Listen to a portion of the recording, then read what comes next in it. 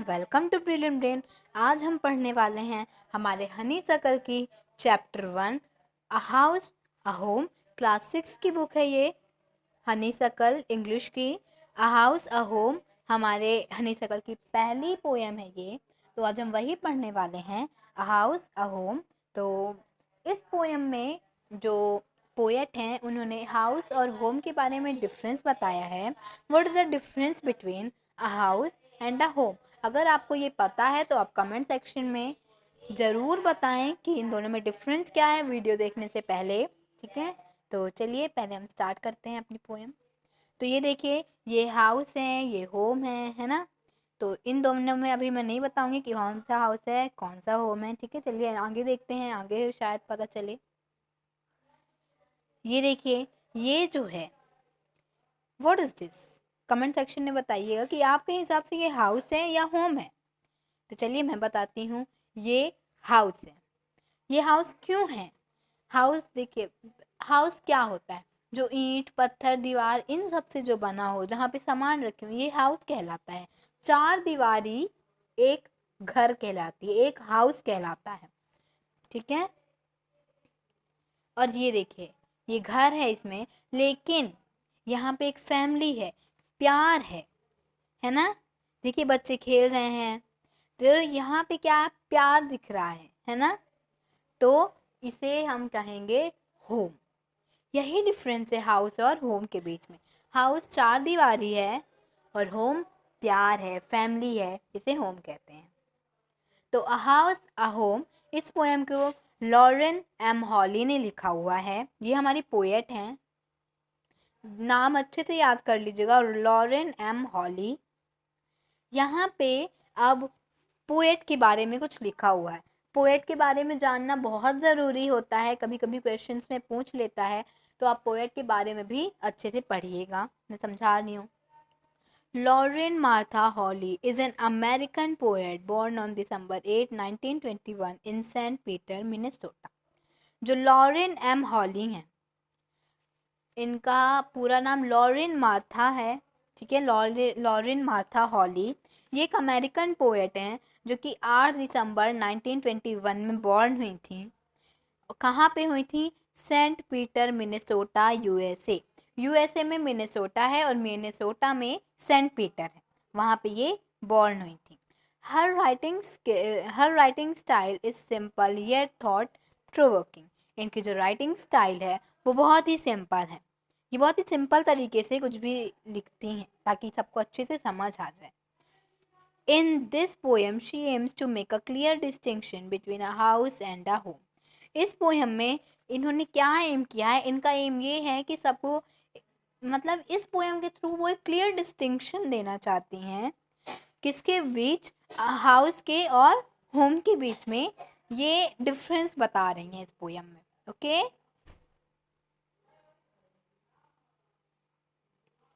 तो ये देखिए, चलिए हम पहले इंट्रोडक्शन देख लेते हैं कि इंट्रोडक्शन क्या है इस चैप्टर का। अ house a home introduction. Okay, in this poem the poet has explain the difference between a house and a home. जैसा कि मैंने आपको शुरू में बताया कि इस पोएम के थ्रू जो पोएट हैं वो हमें क्या एक्सप्लेन करना चाहती हैं? हाउस और होम के बीच का difference. Okay, he elaborates on the role that family members play in a home। वो हमें ही elaborates on the role that family members play in a home। ये जो फैमिली मेंबर्स होते हैं वो अपने घर पे क्या रोल प्ले करते हैं, ये यहाँ पे बताने वाली हैं। ठीक है, तो हम समरी देख लेते हैं पहले अ हाउस अ होम की।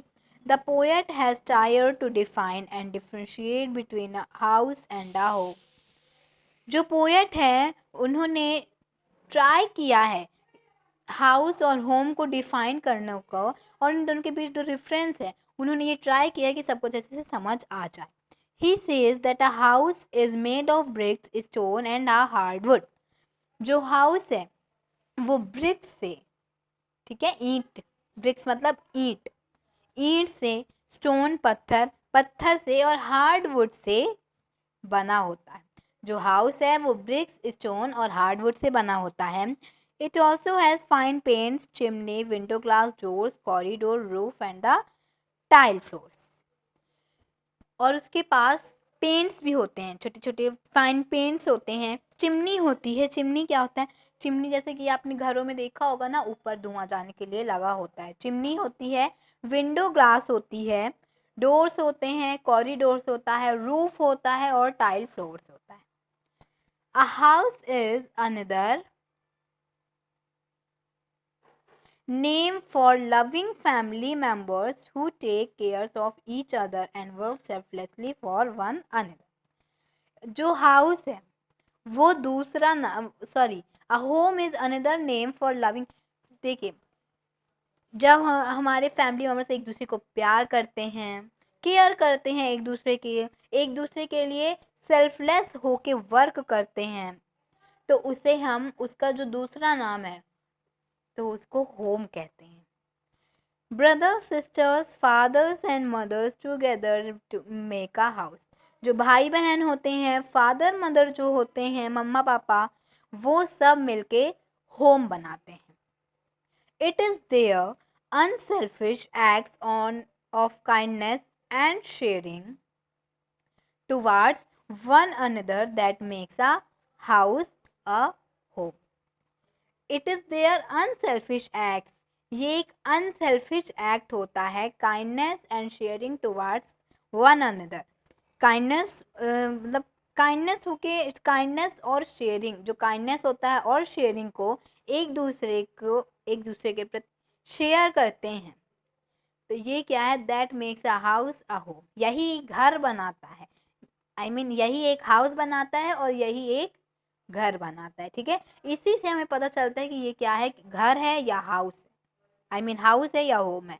देखिए, अगर आप लोग घर में, आपके मान लीजिए फैमिली मेंबर्स हैं, आप लोग एक दूसरे से बात नहीं करते, तो ये क्या हो गया? हाउस हो गया। और मान लीजिए फैमिली मेंबर्स नहीं हैं, आप अकेले रहते हैं, तो ये क्या हो गया? ये हाउस हुआ।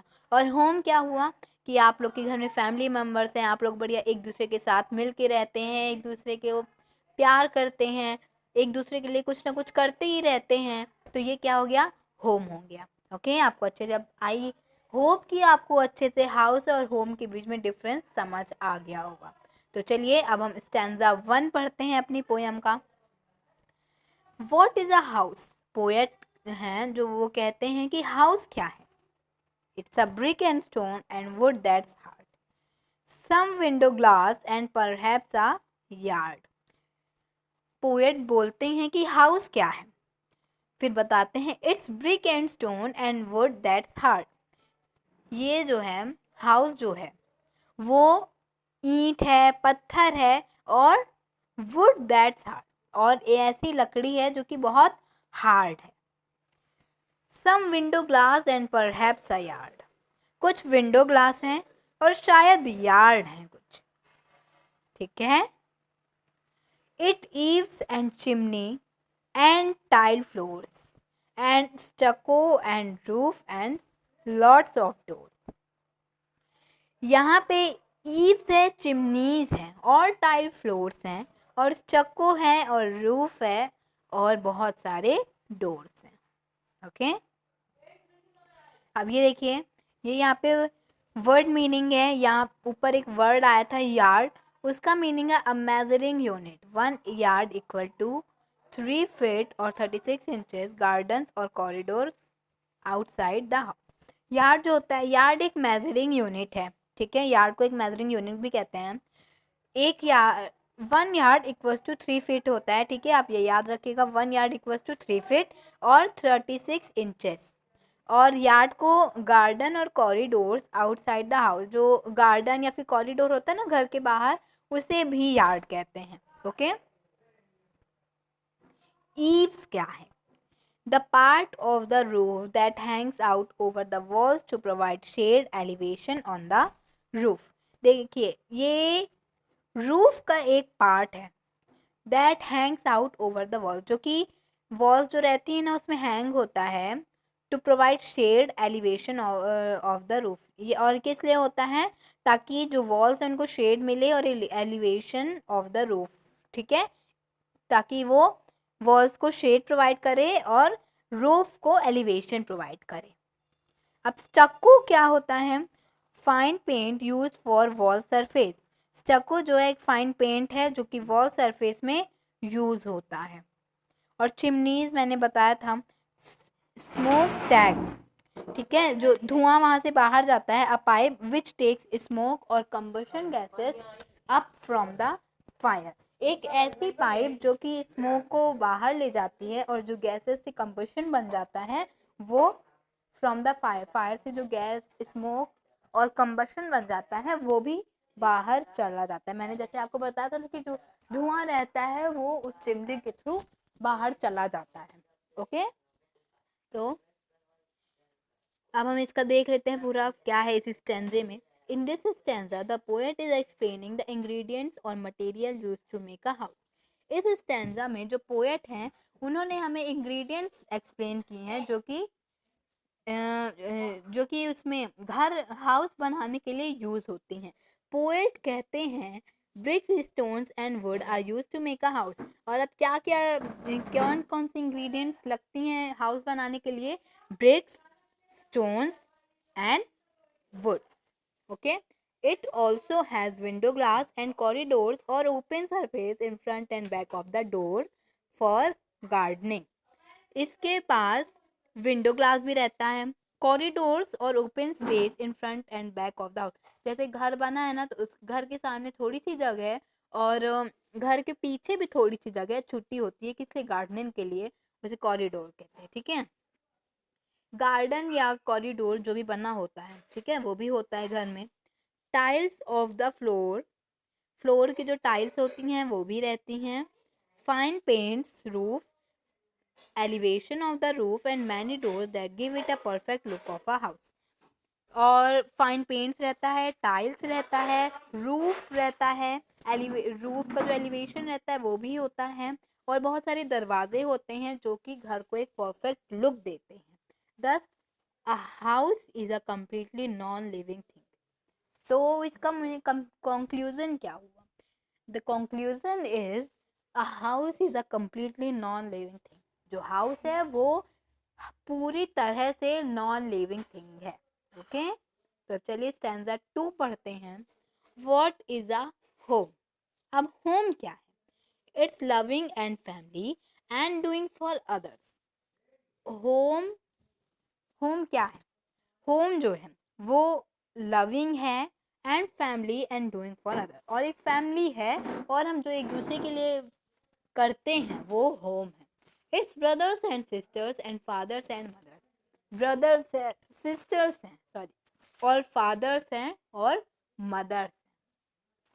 It's unselfish act and kindly sharing and showing our loved ones you are always caring.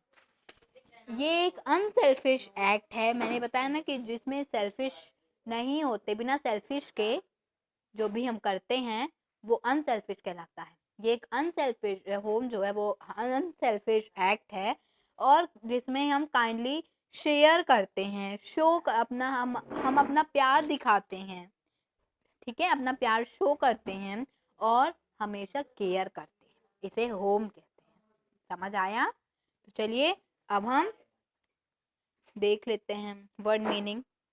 Unselfish, unselfish का मीनिंग मैंने आपको बता दिया है पर इसमें देख लेते हैं। Without any selfish interest, selfless.